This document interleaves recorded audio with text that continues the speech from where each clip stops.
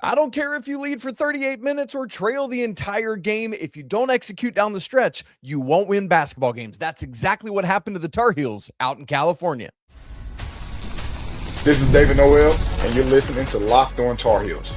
You are Locked On Tar Heels, your daily podcast on the UNC Tar Heels. Part of the Locked On Podcast Network, your team every day. Hey there, what's up? It's Monday, January 19th, 2026. Welcome into the Locked On Tar Heels podcast, the only daily North Carolina show out there. I'm your host, Isaac Shade. You're joining me at the place to get your Tar Heels content every single day. It's all part of the Locked On Network, now the #1 sports podcast network. Thanks so much for making us your first listener watch to get your Monday going the right way. Special shout out to all the everydayers who are here with us, all the members of the Locked On Tar Heels Discord, and of course, our great insiders as well. This episode is brought to you by FanDuel. The college football playoff is here. Championship game is tonight, and FanDuel is the best place to get in on the action all playoff long. Visit FanDuel.com to get your college football playoff profit boosts every game day. Coming up on the show today, unfortunately, we have to talk about yet another Carolina loss. The Tar Heels falling to Cal on Saturday, 84-78. So we're going to have our biggest takeaway from that, the lack of execution down the stretch. We'll get to our Four Corners recap of the game, including a historic stretch of allowing three-pointers. We will get our Shady stat of the game, and we will talk about the rest of the weekend whip up. All of that coming on the show today. So as I said, Carolina falls to Cal on Saturday afternoon. They have now lost 3 of 4 in the year 2026. Can we just rewind to 2025, please? Maybe. Carolina is now 14-4 overall, 2-3 in ACC play, and they have some work to do. We'll find out if they can get back to it when they host Notre Dame on Wednesday. So here's the interesting thing about the dichotomy of the two games that Carolina played out in NoCal. On Wednesday, Carolina played at Stanford, a game they led for just shy of 38 minutes. 38 minutes. You know how it ended up. They lost. They did not win that basketball game. And to be specific, they led for 37 minutes and 56 seconds. The game was tied for 26 seconds, and Stanford left for a whopping 95 seconds. But it was the final 95 seconds, and that's when it matters. Carolina led all that time, but was unable to close. They were unable to execute. We talked about that on Wednesday night after the game and on Thursday's show, and it bit them in the butt. Flip the script to Saturday when Carolina played at Cal. The Golden Bears go up 7-0. Carolina fights back. They tie it up. They're pushing and pulling all game long. They get it within 5. Cal pushes it back out to as much as 19 in the first half. It's 17 at halftime. Cal pushes it out to as much as 20 in the second half.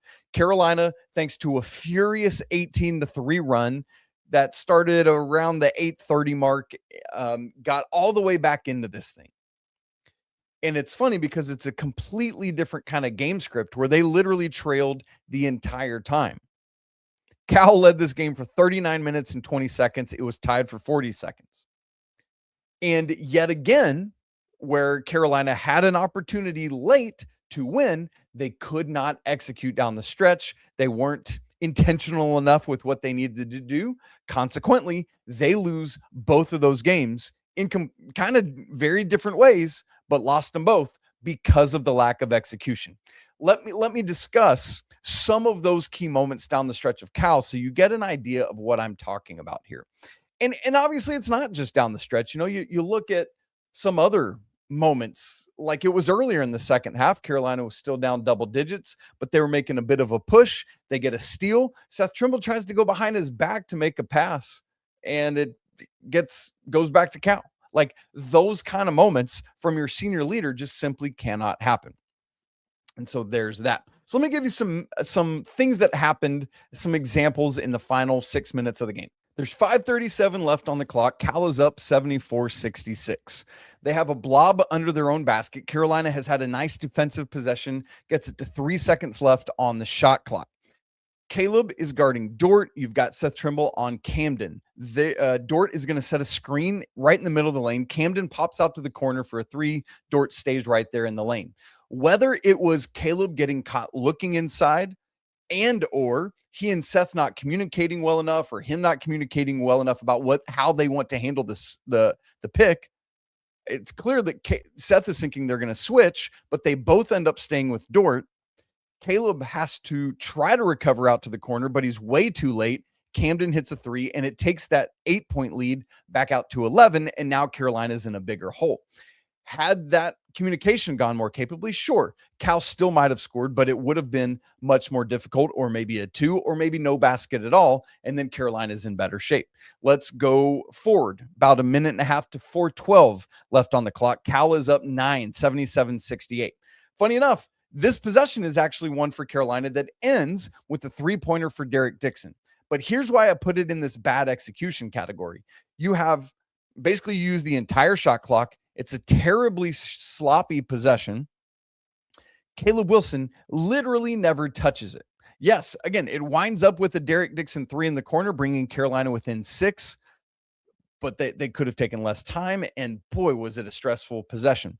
About 20 seconds in the future, still 77-71, 3:50 left on the clock. Heels get another steal off of using that 1-2-1-1 pressure. Derek Dixon drives. He kicks it back out to Veesaar, who takes a 3 with still 13 seconds on the shot clock. And for a second, Dort had got sucked in on the Dixon drive, but he actually recovered really well. So it's a contested shot for Veesaar. And yes, he can hit those 3s, but it's not what you need in that moment. Both game time and shot clock, both game clock and shot clock tell you that you've got more time to look for a better, higher percentage shot. And yes, Henri is the best 3-point shooter by percentage on the team, but that's not what you need right there. If Carolina can get a shot at the rim, they're in much better shape, and that's what you're actually looking for. So search for something better. And on that possession, on that previous one I talked about, Caleb literally never touched it. On this one, he touched it once, just kind of moving the ball across the top of the key. That was it. That was the only time he touched it. You got to probe more there. We fast forward ahead. Yet again, Carolina down 6, 2:45 to go. Cal's up 79-73. Caleb's not in the game at this point, so, you literally can't get it to him, but he never touched it on this possession. Ultimately, it winds up with a Seth Trimble floater in the lane. It's a contested shot. It misses, and Carolina can't get it down to 4. About 50 seconds later, a minute 55 on the clock. Same score. Cal had run a bunch of clock. That's part of why Carolina's getting back in, is because Cal's just stalling and they're not playing, so we'll take it. This is another possession where Caleb never touches it, but on this one, it's because it's a foul outside. Dort gets out extended. Seth makes both free throws. Now it's down to 4. Minute 24 to go. Cal still up 4, 79-75. And this is the moment. This one to me is the big, big miss for the Tar Heels. Pippen has just airballed a 3. I mean, it was ugly. Carolina has the ball back, and you must have either or both of Caleb Wilson and Henri Veesaar touch the ball. But literally neither of them do. And I get it. Stanford's staying connected to them. They're not helping off of them. Fine. Use screen action, whatever you got to do to get these guys touches. But Carolina does not force the issue. Dixon comes down, passes to Young on the left wing, to Jaydon Young on the left wing, who swings it to Seth Trimble in the corner. Trimble probes a little bit. Can't get the angle, can't get the edge, so he backs off and then re-penetrates, gets into the lane for a tough shot that literally misses the rim, hits the opposite backboard, goes begging. It's a held ball in rebounding action, Cal ball, and Carolina never gets close again. So they were within 4 there. Actually, I take that back. The Henri Veesaar 3 gets them within 3, but then there's like 18 seconds left. Cal hits their free throws on the other end, and that's it. But this was the moment. Out of all of these, Carolina needed to do something on that possession to cut it to a 1-possession game with, again, it would have been a minute 10 left to go. So plenty of time to not have to foul. You get to play out the possession and never know what can happen. But neither Wilson nor Veesaar touched the ball on that possession. And Seth gets up what's kind of a wild shot in the lane.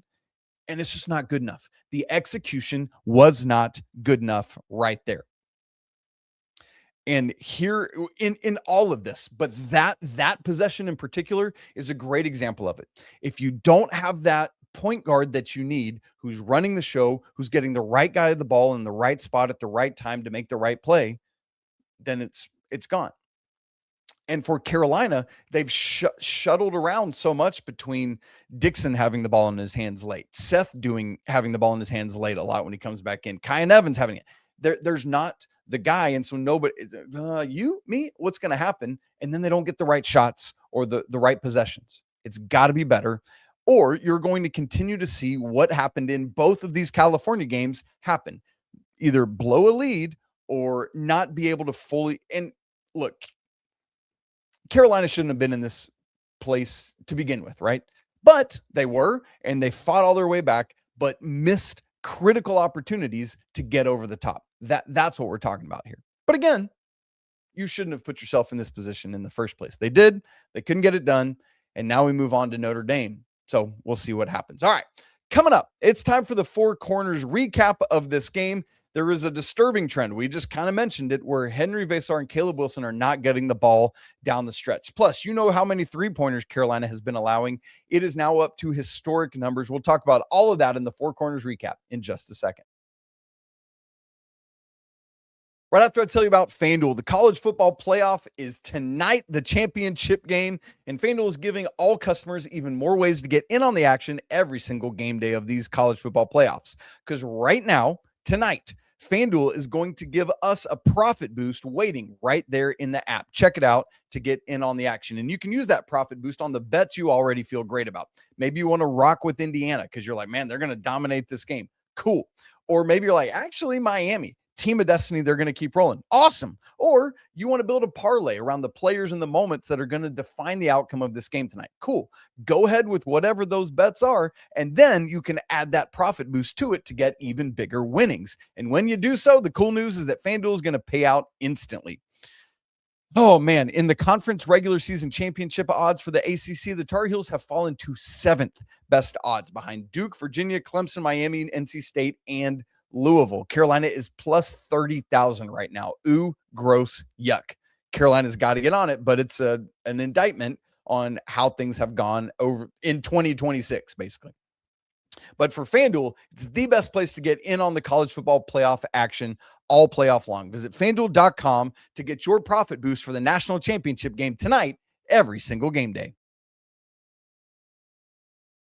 Thanks for making Locked On Tar Heels your first listener watch of the day. Thanks for making the Locked On Network the #1 sports podcast network. It's incredible, and it's all thanks to you guys. If you want to go even deeper with Locked On Tar Heels, check out our brand new Everydayers Club, a great way to connect more and get all sorts of perks and bonus content. That link's in the show notes. All right, Four Corners recap coming at you from the Cal game. Number 1, broken record at this point. There is a disturbing trend of not getting enough shots for either Caleb Wilson and now Henri Veesaar in the second half, particularly late. This was much better in the Stanford game on Wednesday night, where Caleb had himself a crazy second half. But in both the SMU and Wake Forest games, it was not good enough. And the hope was that with what we saw in the second half of the Stanford game, that was all behind us. Let's wash our hands of it and move on. But here it came again on Saturday against Cal. Now, you might look at the box score of the second half and think, Isaac, what are you talking about? Caleb had 6 field goal attempts in the second half. Henry had 6 field goal attempts. You average that out, of course, across the course of a game, and that's 12 field goal attempts. That's pretty good, right? Plus a bunch of free throws. Sure, maybe. But listen to this. For Henry, his second half shots had 6. 4 of them were three-pointers. One of them was that rushed 3 we talked about, where there was still more time to find a better shot. One of them was the three-pointer that got Carolina back within 3 with about 18 seconds to go. There were 2 other threes. So 4 of his 6 second half shots were threes, and the 2 that weren't were both dunks. There was that vicious dunk off pick and roll with Seth Trimble, and then the nice alley-oop from the left wing from Derek Dixon. For Henry, in totality, sure, that might be enough shots in one half. I'd still like to see more, but I would like to see more shots closer. That's a failure of the team to get your 7-footer the best shots closest in to the basket. And it's weird because remember against Stanford, he started 0 of 3, kind of struggled in the paint, and then got going in the paint. It was like Carolina abandoned that in the second half. Got to find more ways to do that. As for Caleb, he also had 6 shots in the second half, but hear this. One of those 6 was basically end of game 3 as Carolina's just in desperation mode. So there's that. So we had 5 other shots in the second half. All of them came in the first 10 minutes of those other 5. Literally, Caleb's only shot in the final 10 minutes and 10 seconds was that desperation end of game 3. Yes, he had 4 free throw attempts in there, but in terms of actual field goal attempts that counted in the box score, no. And whether it's a scheme issue, whether it's Caleb's exhausted sort of issue, whatever it is, something has to be fixed and figured out. You've got a not just first round draft pick, but a lottery pick, maybe even a top 5 pick on your roster. And he gets 1 shot in the final quarter of this game, which that 1 shot was a desperation 3-pointer, which isn't even his bread and butter. That's not good enough. And with Henri, also maybe a first rounder, and you're not getting him enough of the best type of shots. You saw what happened when Carolina got him close to the rim. He's just dunking everything with wild abandon, trying to be like Caleb. Unacceptable for the Tar Heels. This disturbing trend carries on. Four Corners recap point number 2. You know that now, with Carolina allowing yet again 14 3-pointers to Cal, this is now the 5th straight game in which the Tar Heels have allowed their opponent 10 or more made threes. That started with Florida State at the very beginning of ACC play. So I started to wonder, hey, how rare is this for that sort of trend? For Carolina, at least, not necessarily nationally. So I started going back to look, how often has Carolina allowed 5 straight games where a team made double-digit threes? So I went back to the 2010-11 season. That's as far as I've gone back so far. I might continue to go back, but that's where I stopped just for this. In that stretch, it's happened twice. It happened once in 2019-20 from game 4 to game 8, and in a couple years before that, 2017-18 season from game 6 to game 10. So interestingly, all part of non-conference play as Carolina is getting rolling. Here, it's conference play when you should have things like this figured out, when you should not be allowing it with this level of consistency. Now, the other thing is it's not just that Carolina has allowed double-digit 3-pointers in 5 straight games. It's that they've allowed 12 or more 3-pointers in 5 straight games. And if you look at that in this stretch back to 2010, 2011, it has never happened. This is the only time that has happened over the course of, I guess that would be the past 16 seasons, including this season. Oh my, it's got to improve. And at some level, it feels like this is a statistical anomaly, but the defense is certainly helping out in that regard, right? It's all of that put together. And it's not like you've been facing a bunch of world beaters from beyond the arc. You haven't. It's just you've been allowing wide open threes because of defensive incapability. That's got to change. Number 3 in the Four Corners recap. This was Derek Dixon's first career start. Kyan Evans coming off the bench for the first time in his 18 games as a Tar Heel. Derek Dixon not coming off the bench for the first time in his 18 games as a Tar Heel. For Kyan Evans, a bit of a forgettable day. Played 10 minutes, didn't score, 0 of 2 from the field, had a couple turnovers. For Derek Dixon, ties a career high with 14 points. That career high he set against Georgetown. 5 of 11 from the field, 4 of 8 from beyond the arc, 3 assists, 2 turnovers. You'd like to see a little more there, but you'll take it for his first start, and 1 steal. Had multiple clutch threes, including that one we talked about earlier to salvage a wasted possession for Carolina. Hit the first shot of the game for the Tar Heels. Carolina's down 7-0. He cans a 3 to start Carolina working back towards getting themselves into the game. He was +5 in plus minus, which was second highest on the team. And obviously, as I always say, plus minus isn't the greatest indicator of success or anything like that. But on a day where there were multiple players who were very in the negative, having a positive plus minus at all was great, but being second on the team behind Caleb Wilson is saying something as well. One thing I would like to see grow from Derek is that for him to continue to do even more as a playmaker. And I know that's not his bread and butter. That's not what he's best at, but he's working on it. And so would like to see more and more and more of that, especially if this is what Hubert Davis is going to go with. If Kyan Evans is going to come off the bench now, if you're going to give less of that ball handling to Seth Trimble, they need to see more of it from Derek Dixon. But again, it all comes back to Carolina not having like, this is your alpha guard on this team. Everyone turn your attention to him. He'll get you the ball when and where you need it.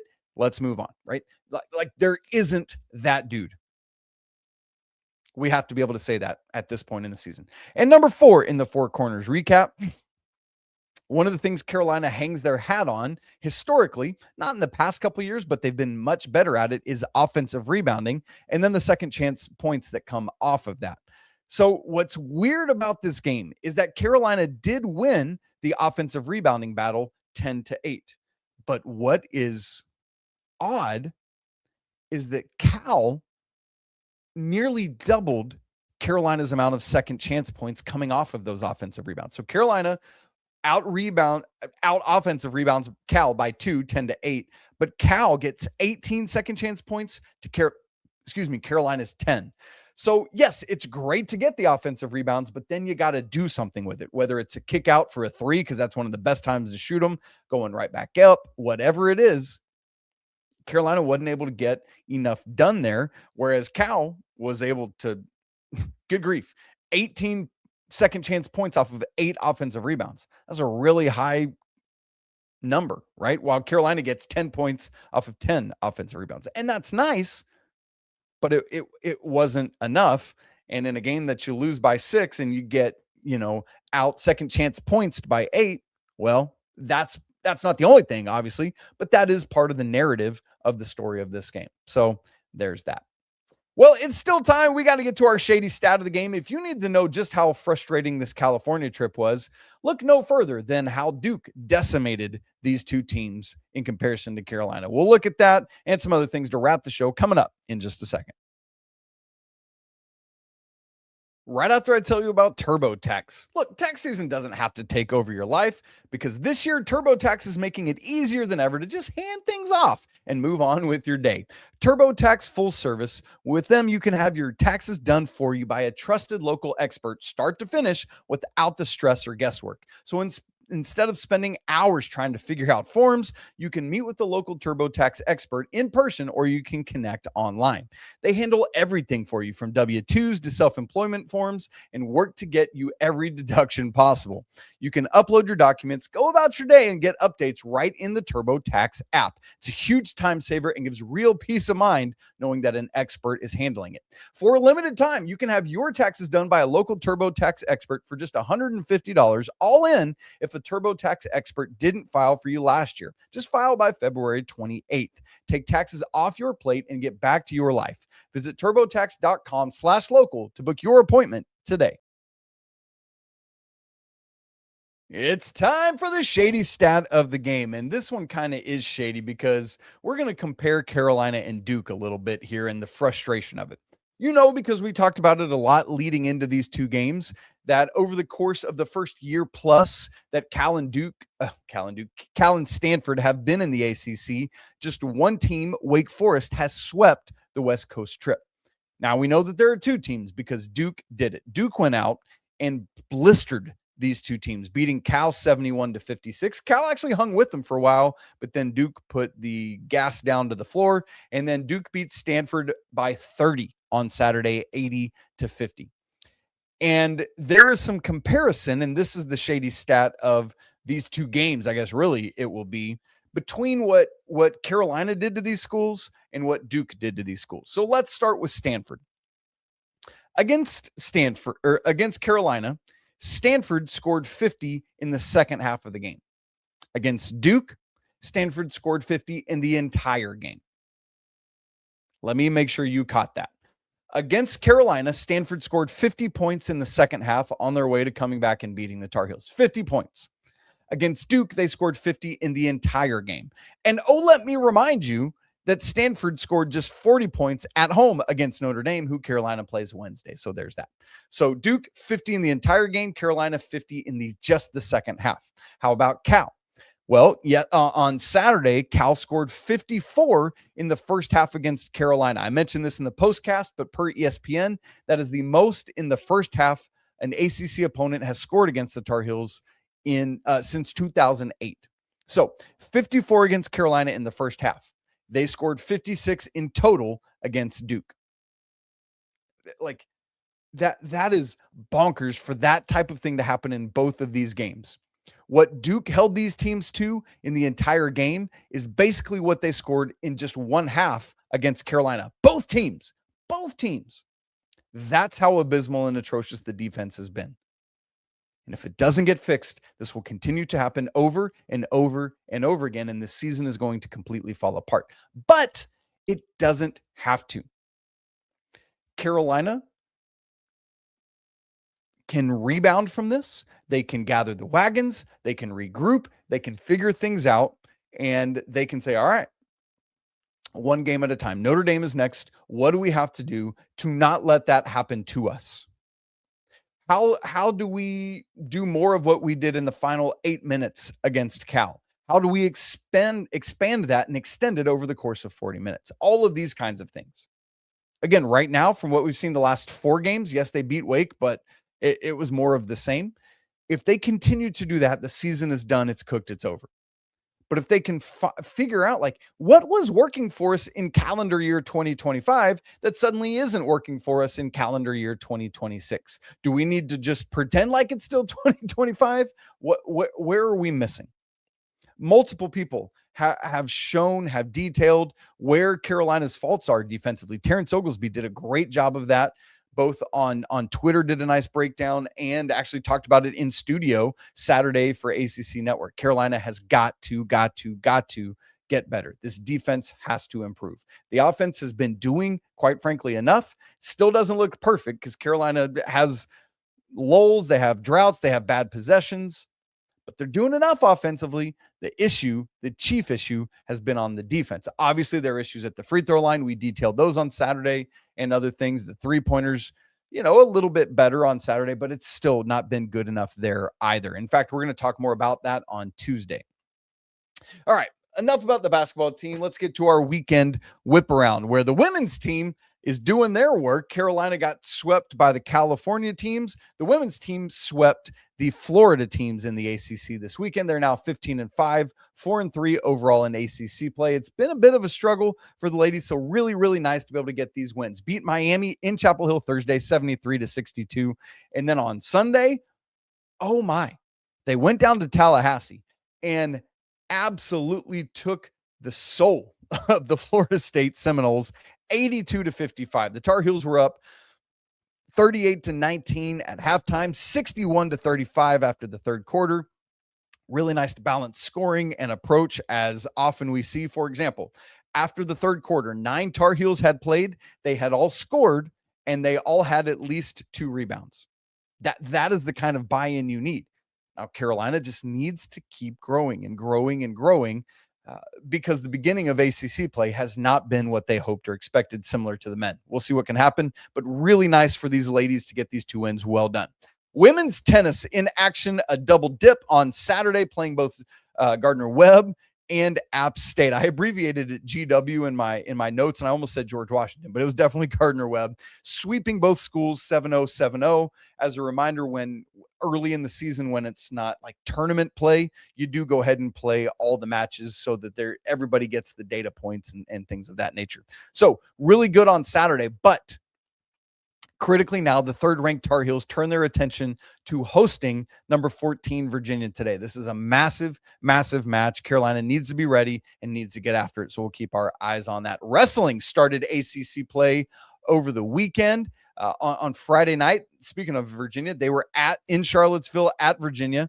Carolina wins 25-10. They're ranked 12th in the nation. Will probably move up after that because that was from earlier last week. They're 8-1 overall, 1-0 now in ACC play. Great stuff from the wrestling team. Gymnastics hosting number 13 Stanford as I record this afternoon. Let's see if we've got any updates on how that's going. I don't think it's done. No, each squad has one more to go. But as of right now, Stanford leads by a little over a point. So they're probably going to pull that out, but we'll keep our eyes on it. We won't know by the end of the show, but there we go. Swimming and diving hosted NC State over the weekend. If you know anything about NC State swimming and diving, you already know how this went. Carolina got absolutely smoked. The men lose 108 to 179, and the women lose 94 to 204.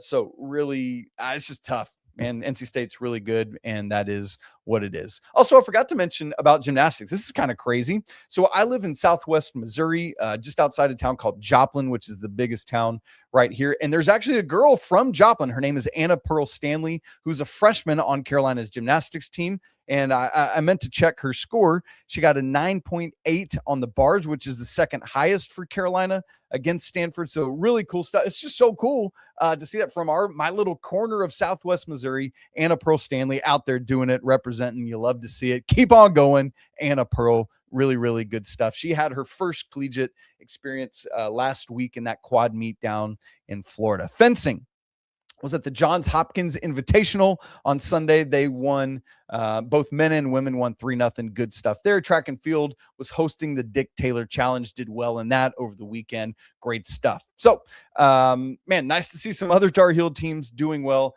Basketball, gotta get back to it. That'll be Wednesday night, hosting Notre Dame, and hopefully just getting home will be a part of it. Carolina has been on the road 3 of their last 4 games, and that is obviously always tough.